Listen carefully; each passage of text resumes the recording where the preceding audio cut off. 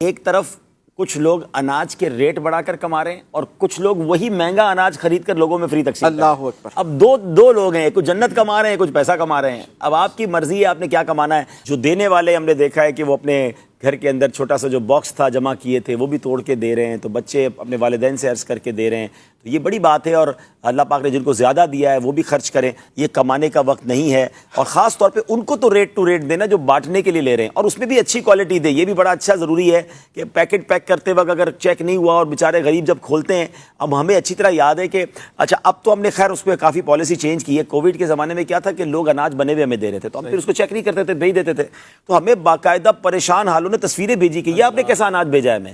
اچھا ہمیں تو کسی نے دیا، ہم نے وہ بھجوا دیا، پتہ چلا اس میں کیڑے نکل رہے ہیں، تو یہ تو اس کی اور تضحیق ہے نا۔ مطلب آپ ایک بندے کی مدد بھی کر رہے ہیں اور اسے گھٹیا چیز دے رہے ہیں۔ جو خود کھاتے ہیں وہ والا اناج دیں، صاف ستھری چیزیں دیں۔ تو اب تو خیر ہم نے خود چیکنگ کا نظام بنایا، خود اناج بنواتے ہیں، لیکن پھر بھی ظاہر ہے ہمارے کیمپ لگے ہوئے ہیں، تو کچھ لوگ اچھا ان کو بیچاروں کو بھی نہیں پتا ہوتا، وہ جا کر کریانہ والے کو کہتے ہیں بھائی اناج پیک کر دو۔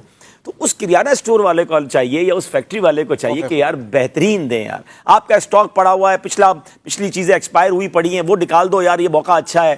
یہ موقع ایسا نہ ہو کہ باقی لوگ تو آپ ہی کا اناج بانٹ کر جنت کما لیں اور آپ کیڑے والا اناج دے کر اپنے لیے جہنم خرید رہے ہوں۔ یہ نہ کریں آپ، پلیز ایسا نہ کریں۔ یہ بھی جذبہ ہے لوگوں کا کہ مدینے والے آقا کی دکھیاری امت کی مدد کی جائے۔